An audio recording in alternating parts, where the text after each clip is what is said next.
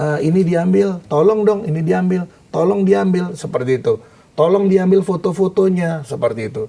Gambarnya. Ini yang ini nggak punya wewenang, tiba-tiba ada kasus korupsi, nggak bisa dilakukan perhitungan kerugian negaranya. Banyak-banyak yang namanya kasus penegakan hukum itu menggambarkan bahwa sistem pengendalian internal, tata kelola itu jelek. Tentukan apakah kita akan lakukan pemeriksaan investigasi atau tidak. Ya kan seperti itu kalau sudah ada predikasi. Karena apa? Karena perhitungan kerugian negara, pemeriksaan investigasi atas perhitungan kerugian negara tidak harus hasilnya ada kerugian negara. Tidak harus. Tidak harus. Dia bisa karena begini, prosedurnya itu istimewa. Kalau kita melakukan pemeriksaan investigasi dan pemeriksaan atau audit lain, yang aktif itu adalah auditornya. Mereka yang cari segala macam. Kalau untuk pemeriksaan kerugian negara, auditor itu, pemeriksa itu tugasnya ya cuma ngitung. Tetapi ngitung berdasarkan data yang diperoleh dari penyidik. Jadi dia minta, Pak penyidik tolong dong ini diambil, tolong dong ini diambil, tolong diambil, seperti itu. Tolong diambil foto-fotonya, seperti itu. Gambarnya. Ini yang dilakukan. Nah, kalau kemudian informasi atau data-data itu tidak bisa dikumpulkan, maka ada dua. Yang pertama entah itu tidak ada kerugian negara atau tidak bisa dihitung. Jadi ada kerugian negara, tidak ada kerugian negara atau tidak bisa dihitung. Hasilnya kurang lebih seperti itu. Tapi ingat sekali lagi saya katakan bahwasanya kerugian negara ketika kemudian dia laporan hasil pemeriksaan investigasi atas perhitungan kerugian negara itu diterbitkan adalah pada tingkat penyidikan. Jadi sudah benar-benar firm. Di penyelidikan di penyelidikan sudah firm betul. Jadi sudah ada konstruksi perbuatan melawan hukumnya, siapa yang terlibat, dampaknya kurang lebih seperti apa. Baru kemudian naik ke penyidikan, di penyidikan itu sudah ada tersangkanya, baru kemudian mereka boleh meminta Badan Pemeriksa Keuangan untuk melakukan perhitungan kerugian negara. Nah, itu akan dilakukan dengan expose terlebih dahulu. Biasanya kita akan menyampaikan ini mungkin nggak bisa naik di tingkat penyidikan karena mungkin unsur-unsurnya tidak terpenuhi. Karena unsurnya kan satu harus ada yang memiliki kewenangan di dalamnya. Kedua harus ada perbuatan melawan hukum. Kemudian akibat perbuatan melawan hukum ada unsur sebab akibat terjadi kerugian negara di dalamnya. Ini sebab akibatnya harus jelas.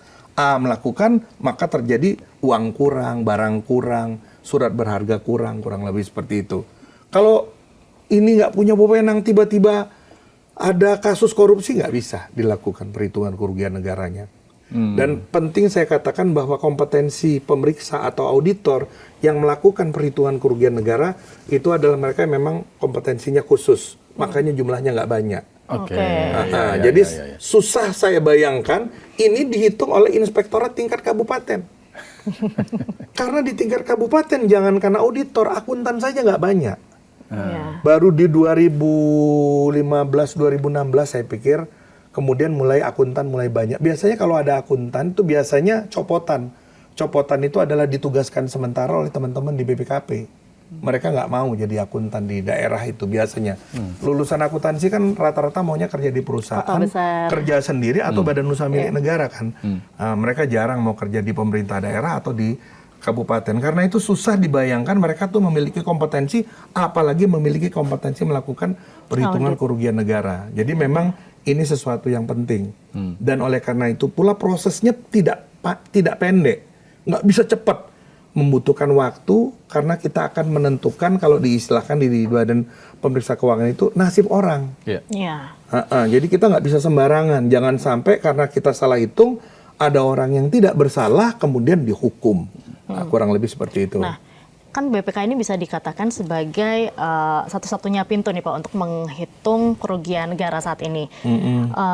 Tadi juga Bapak bilang ini kan membutuhkan waktu. Dalam satu kasus saja tuh bisa 2-3 bulan, maksimal juga 4 bulan bisa kalau si kasusnya ini juga lebih kompleks begitu. Nah, apakah ini juga bisa memicu memperlambat penegakan hukum gitu Pak dengan span waktu yang banyak dan juga dengan SDM-nya juga sedikit? Ya, seperti yang saya katakan tadi bahwasanya ada beberapa cara yang kita lakukan supaya kita bisa kita bicara penegakan hukumnya kerugian negara ya, bukan suap ya. Akan kita harus yakin dong. Ada apa tidaknya? Bahwasanya ada konstruksi perbuatan melawan hukumnya, ya kan? Bukan karena dikejar target, bukan karena sekedar memenuhi IQ aparat penegak hukum, gitu kan? Kita memang harus yakin memang ada konstruksi perbuatan melawan hukum. Diistilahkan ada actus reusnya. Nanti dinilai apakah dalam actus reus itu ada niat jahat, ada mens reanya. Actus reus itu biasanya diidentifikasi oleh para pemeriksa, oleh para auditor. Tapi kemudian mengidentifikasi adanya niat jahat di dalamnya, biasanya yang menentukan adalah aparat penegak hukum. Misalnya apakah dia mens rea itu kurang lebih seperti ini. Tadi satu perbuatan melawan hukumnya, apakah kemudian dia menerima sesuatu, memperkaya diri sendiri, orang lain dan lain sebagainya. Kurang lebih seperti itu. Jadi memang ada konsekuensi yang kita dapatkan. Dan sekali lagi saya katakan bahwa pemberantasan korupsi itu tidak dengan penegakan hukum. Penegakan hukum itu yang terakhir. Banyak-banyak yang namanya kasus penegakan hukum itu menggambarkan bahwa sistem pengendalian internal, tata kelola itu jelek. Dan justru jelek. Kalau banyak banget intensif, itu jelek artinya.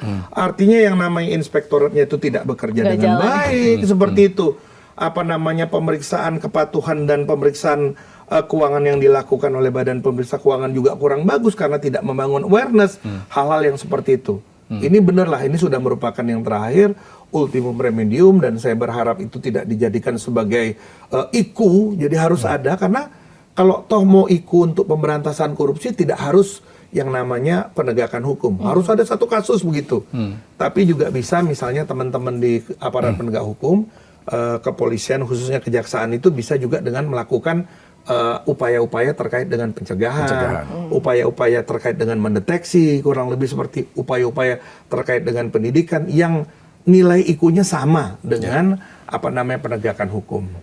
Tapi justru sekarang itu juga kurang diperkuat, jadi malah orang lebih fokusnya ke penindakan aja ya Pak. Nah, itu yang jadi masalah juga. Karena saya katakan juga gini, teman-teman sekalian, ini juga bukan sesuatu yang sederhana. Indonesia itu merdeka tahun 45. Tapi laporan keuangan baru ada tahun 2005. Laporan keuangan pemerintah Republik Indonesia baru ada tahun 2005. 60 tahun setelah merdeka. Sebelumnya tidak ada laporan keuangan. Adanya perhitungan air anggaran. Auditnya audit kepatuhan. Nggak ada opini-opinian, nggak ada. Jadi laporan keuangan itu baru ada setelah kemudian amandemen Undang-Undang yang ketiga, kalau saya nggak salah, keluar yang namanya 17/2003, Keuangan Negara, kemudian keluar Undang-Undang Nomor 1 2004 dan 15 2004 dan 15 2006.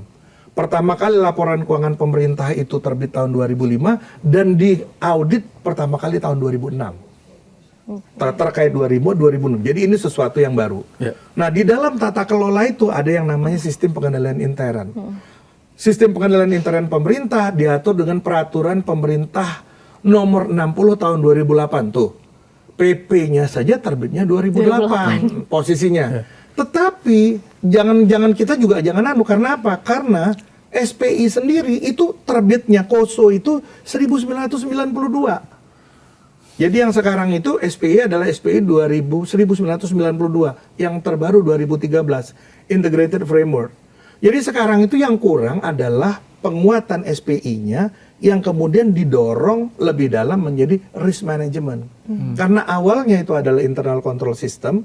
Dalam internal control system itu ada yang namanya penilaian resiko, ada lingkungan pengendaliannya, udah ditetapkan apa, resikonya apa, nih diidentifikasi. Dari resiko itu baru kemudian dilakukan aktivitas pengendalian, kemudian monitoring dan lain sebagainya. Jadi gambarannya kurang lebih seperti itu. Yang sekarang diperdalam, kalau sudah dapat yang namanya penilaian risiko harusnya dibuat risk management. Ada yang namanya enterprise risk management. Dan ini menurut pendapat saya adalah upaya yang jauh lebih sulit dibandingkan dengan penegakan hukum. Nangkep itu nggak susah. Kalau kita mau bikin risk management itu melibatkan seluruh unsur organisasi, melibatkan semua komponen. Jadi jauh lebih susah. Jadi kalau kita mau bicara masalah penegakan hukum dalam konteks mau bicara masalah pemberantasan korupsi, menurut pendapat saya harus diberikan perhatian juga untuk pencegahan dan pencegahan dan kemudian deteksi dengan antara lain mendorong penerapan risk management. Sudah ada penerapannya, tapi Anda silahkan tanya mereka apakah mereka dilibatkan dalam nyusun risk manajemennya. Karena Indonesia ini budayanya adalah budaya template. Yang penting ada template-nya, tanda tangan. Apakah secara substansial dilaksanakan? Itu jauh panggang dari api. Jadi orang kurang lebih seperti itu. Saya tuh kebayang dengan putusan MK ini berarti kan kita masyarakat berharap orang-orang yang ada di BPK, auditor-auditor itu independen, berintegritas, supaya tidak ada lagi ketika satu kasus itu masuk ke penyidikan, di situ banyak kekurangannya, ya kan begitu Pak ya? Karena kan banyak beberapa kasus ya kita tahu di penyelidikannya nggak kuat nih, dipaksakan masuk ke penyidikan. Harapannya kan kita seperti itu ya. Nah itu kira-kira kita bisa mengejar itu nggak Pak dalam 1 tahun ke depan gitu? Kalau itu saya nggak bisa jamin itu. Tapi saya ingin mengatakan seperti ini. Pengadilan itu bagus ya. Pengadilan itu menggambarkan bahwa suatu negara itu supremasi hukum itu dikedepankan. Jadi setelah kita bicara prosedur penegakan hukum yang melibatkan aparat penegak hukum, melibatkan lembaga auditor eksternal, audit eksternal, tapi tetap ada proses menguji. Jadi jangan sampai orang tuh punya pikiran kalau sudah naik ke pengadilan pasti salah. Nah itu kan nggak begitu ceritanya. Betul. Harus bisa diuji. Apa yang dituntut oleh jaksa itu bisa diuji, apa yang dihitung oleh BPK itu bisa diuji. Harus bisa diuji. Dan ketika diuji, ruang untuk terjadinya masalah itu tetap ada. Ini namanya keadilan. Kan yang namanya keadilan kan ketika orang berperkara ada kalau pidana ada presumption of innocence, ada praduga azas praduga tidak bersalah. Seseorang tidak dapat dinyatakan bersalah sampai dengan ada putusan pengadilan yang berkekuatan tetap. Nah, jadi kita jangan kemudian, kan orang Indonesia begini, orang dipanggil sudah bermasalah. Padahal belum tentu putusannya nanti bersalah. Ini kita juga harus menghargai proses pengadilan. Kita harus menghargai para hakim yang ada di sana, gitu loh. Hakim juga punya ilmunya untuk melihat dan menilai apakah kemudian proses yang sudah ada, due prosesnya itu sesuai dengan ketentuan perundang-undangan. Karena ada formalnya, juga ada materialnya. Kita berterima kasih dengan MK, ini untuk kesekian kalinya kita berterima kasih dengan MK. MK yang juga sudah merubah kerugian negara dari formal kepada material, dan sekarang MK juga memperjelas mengenai masalah lembaga negara yang memiliki wewenang untuk melakukan perhitungan kerugian negaranya. Ini sudah ada kepastian hukum. Jadi justru dengan putusan MK ini ada kepastian hukum di dalamnya. Tinggal sekali lagi saya katakan kita menyikapi bagaimana nih kita menyikapi kepastian hukum. Soal resiko orang tidak berintegritas, saya pikir pasti ada. Nah untuk itu pengadilan. Pengadilan. Dan saya juga dalam kondisi ini, dalam situasi ini juga menyarankan teman-teman yang mengambil profesi pengacara dan advokat mempelajari ini, khususnya kalau kita bicara mengenai masalah pidana, karena ini adalah sesuatu yang sangat kompleks ya.